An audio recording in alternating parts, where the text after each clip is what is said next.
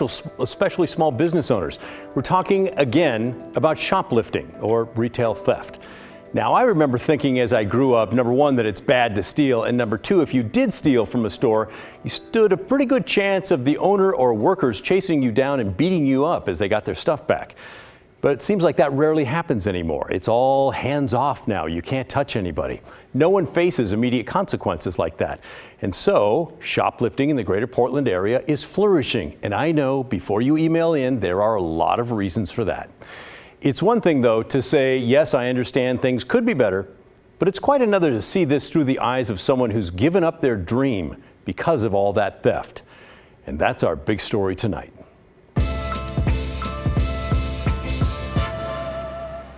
The motive for shoplifting in the greater Portland area involves all sorts of issues plaguing our city: drug abuse, crime, homelessness. We've spent a good amount of time talking about the problem in Portland, but it's also bad in Tigard and Beaverton and elsewhere. As investigative reporter Kyla Boshi shows us the devastating impact now that it's had on one business owner. When consigned couture owner Tamara Young expanded by opening a shop in Washington Square Mall, she hoped it would bring more eyes to her merchandise, including luxury clothing, shoes, and handbags. What she didn't realize was many of those watching were thieves.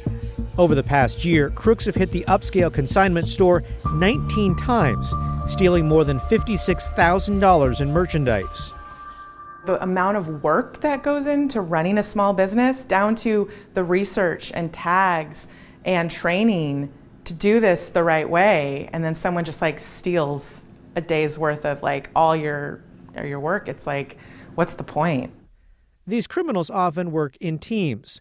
One person may act as a lookout or distract employees, while others rip off expensive items like handbags, which are presumably resold. These things that they've taken, they believe that they can sell quickly themselves on OfferUp and Facebook Marketplace and wherever else. The store owner has tried to prevent shoplifting by putting bags in locked cases, displaying a single shoe, not a pair, and installing security cameras. I just don't think it derails these like very brazen thieves. They're like, great, there's a camera. What are you going to do about it? You're not going to stop me. In a series of reports over the past 6 months, KGW has documented the impact of shoplifting or organized retail crime throughout Portland. Retailers have been forced to hire private security guards, lock down items, change store layout, reduce hours, or simply close their doors. As we've witnessed, criminals, largely driven by drug addiction, are literally stealing merchandise off store shelves and walking out the front door with little or no fear of being arrested or prosecuted. Well, what do we do then? Because it's happening, and every store is kind of like fending for themselves and handling it on their own. The thefts inside Washington Square Mall help illustrate this is not just a Portland problem. Earlier this week, Tigard police nabbed a woman allegedly linked to more than $40,000 in losses from Lululemon stores in Oregon and Washington. The Clackamas County Sheriff's Office has also busted organized theft rings, including teams targeting Clackamas Town Center and nearby stores. Nationwide, retailers reported a 26% increase in organized retail crime incidents in 2021. COVID obviously drove a lot of people to shop online. Tony Shepard, director of loss prevention solutions at the software firm ThinkLP, suggests the rise in organized retail crime cases may be the result of increased demand for products online. People are looking for deals without recognizing that luxury handbag or jacket was ripped off. Criminals have taken advantage of the digital marketplace. And then once someone is converted to where they're comfortable shopping online, they get this new inbox merchandise, right, at a very good price that they have no idea that they're buying stolen goods.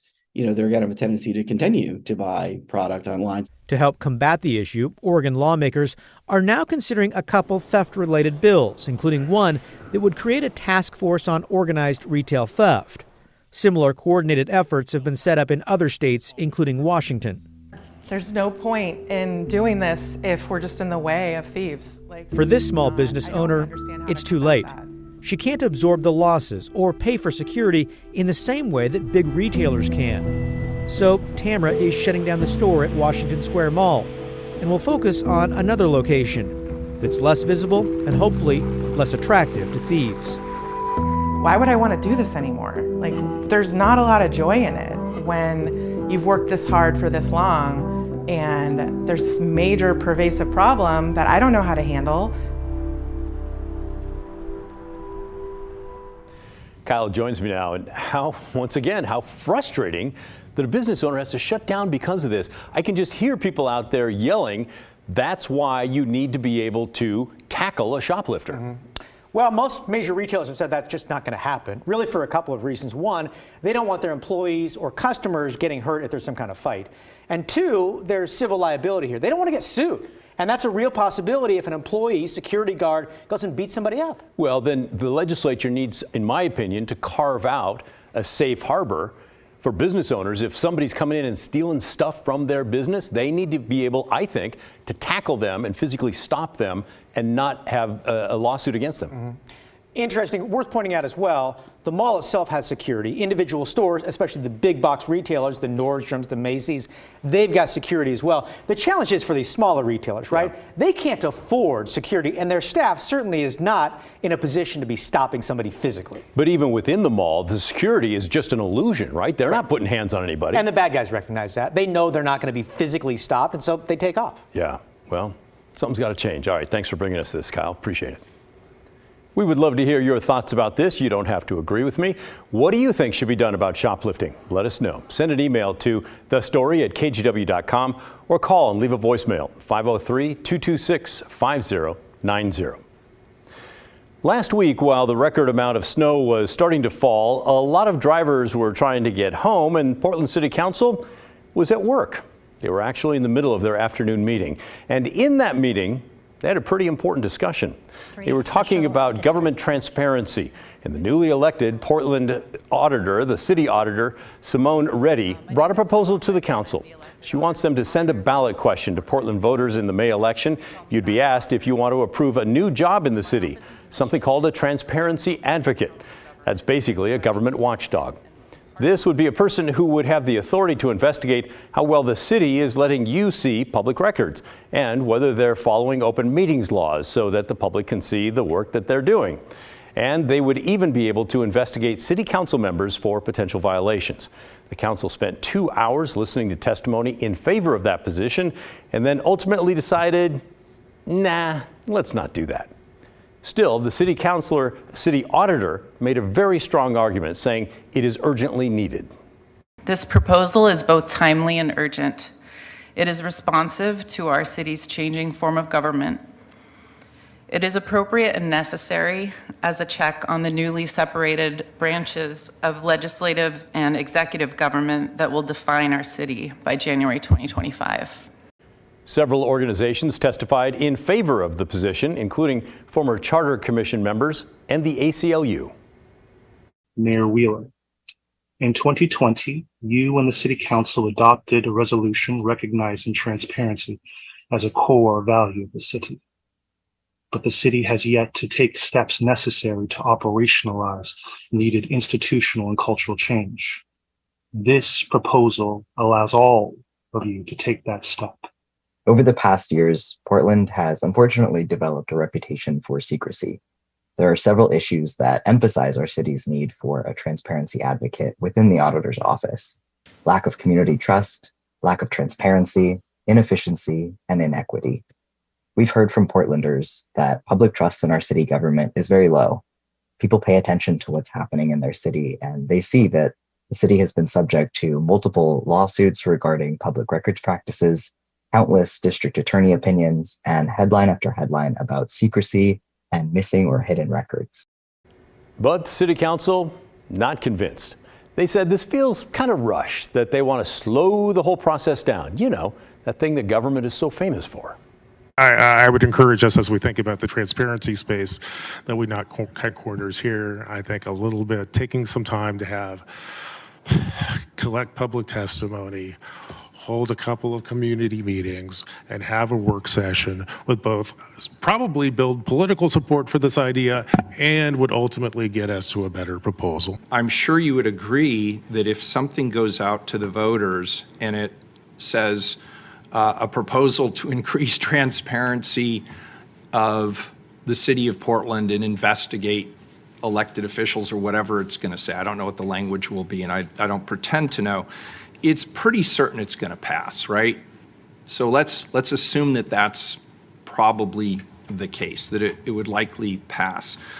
Therefore, wouldn't you agree with me that it is important that we get this right?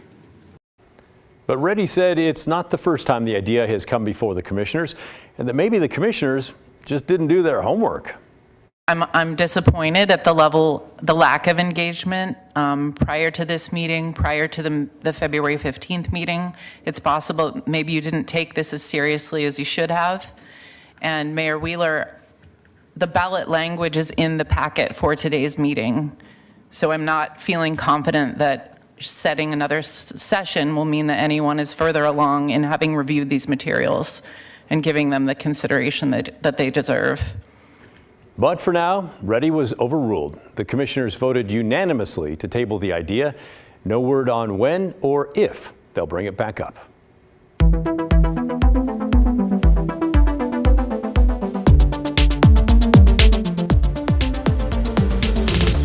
Let's talk some more now about tolling. Last night we showed you a bill in the Oregon legislature that would stop ODOT from tolling I-205 and I-5 except along the Columbia River Bridge to Washington State.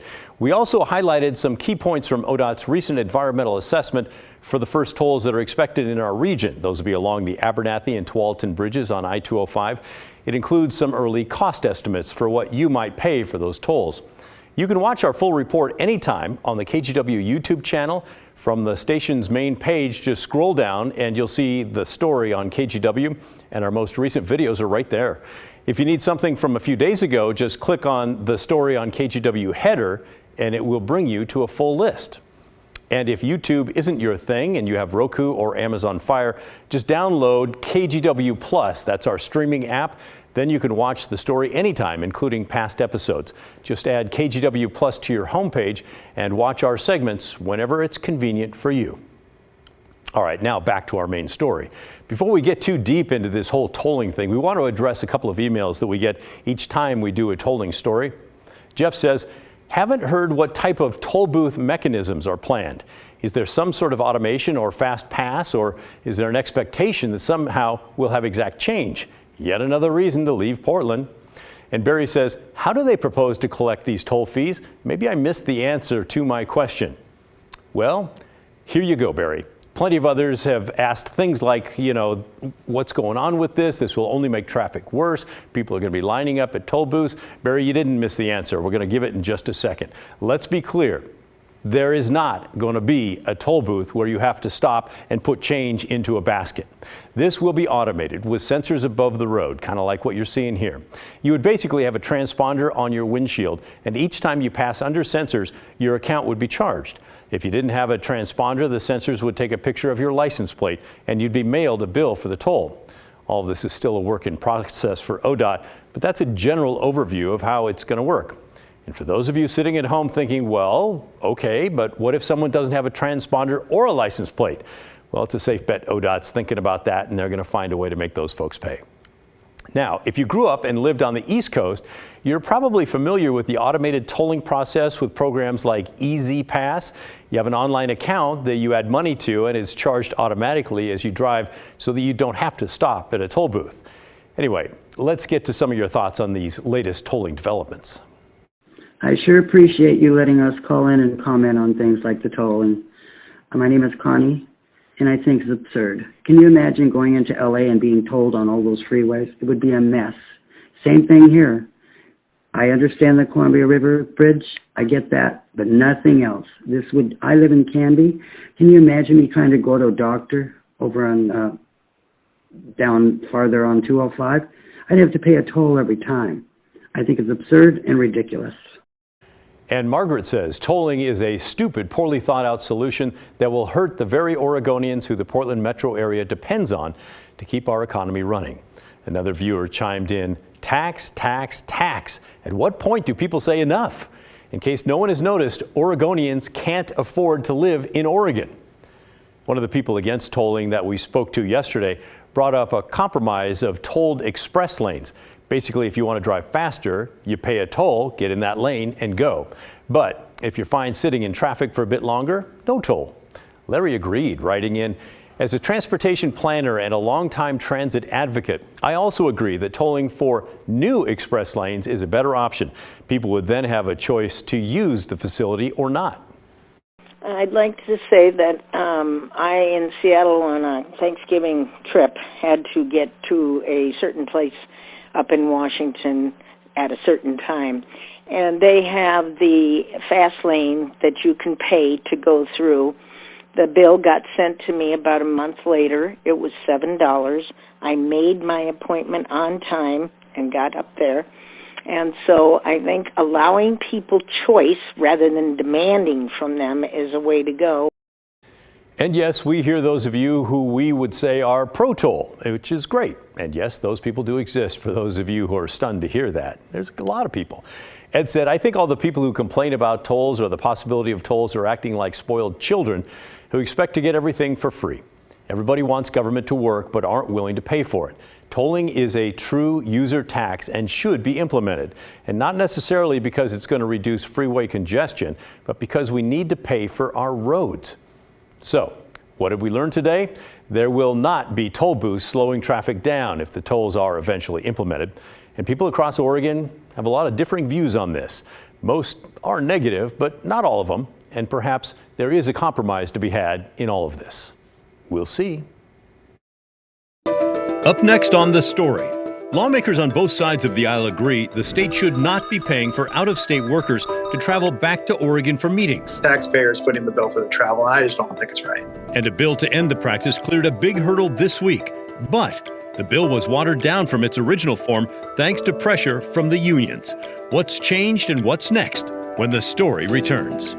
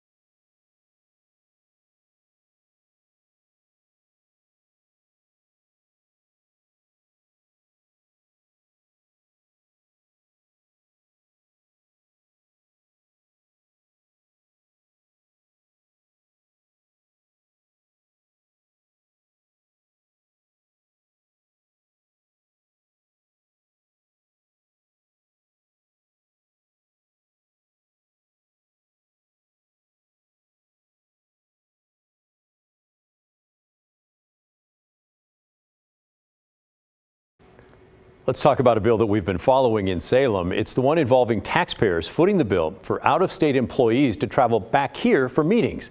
This all took off during the pandemic when remote work exploded. There are now hundreds of state employees who work far away from Oregon, places like New York City.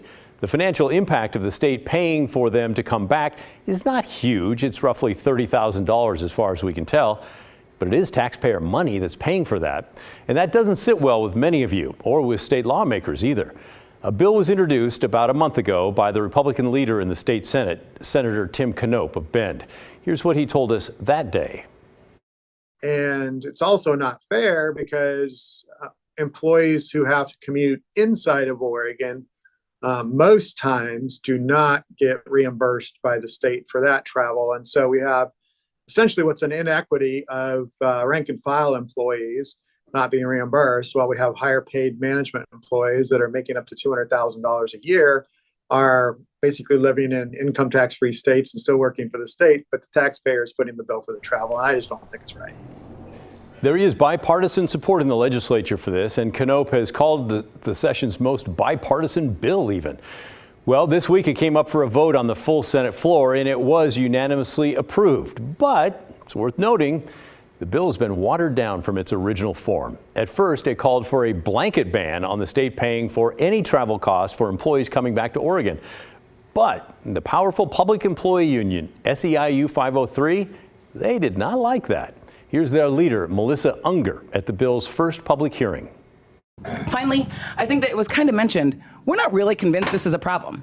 We don't know how much money have we spent on out-of-state travel. Has it been significant? Because I will tell you, our frontline workers can tell you lots of ways that the state could use their money better. And I am not sure that the money that we've spent on out-of-state travel is actually a huge problem. Do I think that there's headlines about it? I know that there's headlines about it. We read them, we got responses, and I agree. Some of our members do not think that this is a good idea. And I'm not saying it's a great idea, but we do think that there's real problems in state government.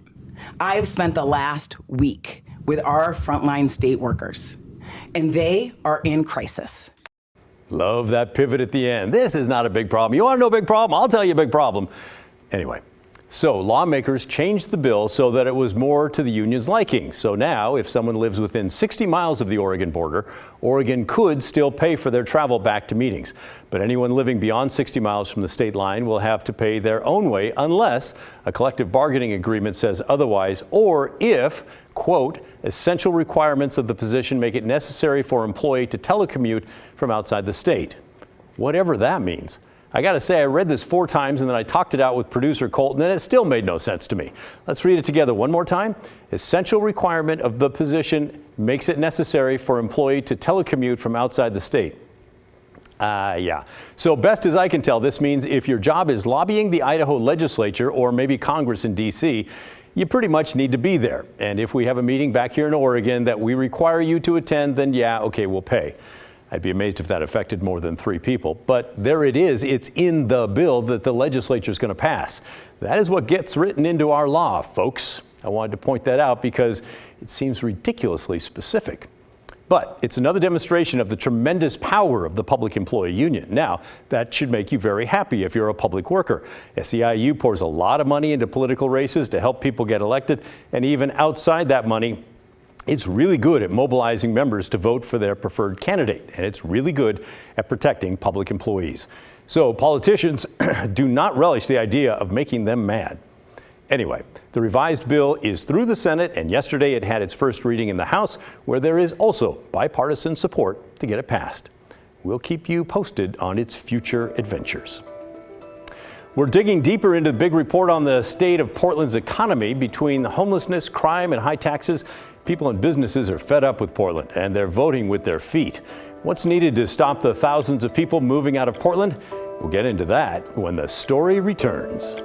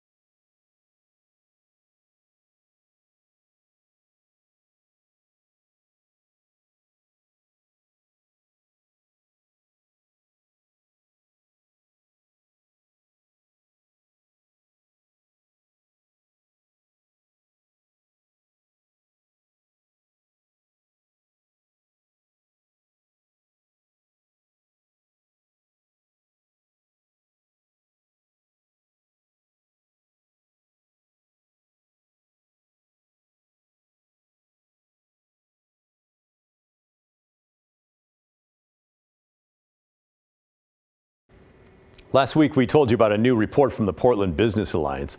They collected data on the state of Portland's economy, and the picture, not so rosy. It showed thousands of people moving away from Portland and taking millions of dollars with them. This week on Straight Talk, Laurel Porter is digging into that report. There's the call out here is that why are people leaving? It's an important question. Why are they moving to a different location or choosing not to grow a family here? And I think, let's be honest about what we need. We need our parks to be world class. We need our streets to be clean. They need to be repaired. We need to have this optimism return because people are feeling there's a confidence in basic services. We need to get down to the basics, including the way that we're spending our resources. We've enacted a series of new taxes that are also exacerbating some of these demographic numbers, in my opinion. And we need to spend those dollars so people see the results they were promised when they voted to enact them. And so I think if we can get back to basics, return the basic sense of livability, the thing that was our value add, what we told the world, this is why you should be here, I think you'll see those numbers start to reverse. But it is seriously consequential when you start to see a decline in population. Michelle, I want to look at individual taxes. What are people telling you in your survey about whether their taxes are too high, too low, or about right? Well, the majority of people are saying too high. And on the one hand, you know, most people are never going to be happy about paying taxes. So, so let's, you know, but in general, like when I ask about specific services, there's usually about a quarter who always are like, I pay too much, right? So, and I'm just going to expect that as the baseline. At least a quarter of people think they pay too much. And here you have 61% saying they pay too much. So I think you need to have that context that there may be this tipping point where there's attractive options. If the tax rate's going up, people are going to start thinking about that. And people are voting with their feet, so to speak. Short term, we have to execute on the taxes that we have raised, and we have to provide the service that voters were promised and expected, especially around the homelessness services tax. The voters have to start to tell Michelle that they are seeing seeing improvement. In the medium and longer term, I would look at the legislature right now. They've got two big bills that are moving through early in this legislative session. One has to do with building a lot of housing. Statewide, we need to do that. The other one relates to the semiconductor incentives. We need to do that as well, and that would be a big shot in the arm if something can happen there. Sounds fascinating, doesn't it? You can watch the whole show tonight at 7 o'clock here on KGW. And there's a bonus episode that focuses just on downtown Portland and our KGW YouTube channel. All right, keep sending your questions and comments to the story at kgw.com. We're going to wrap things up right after this.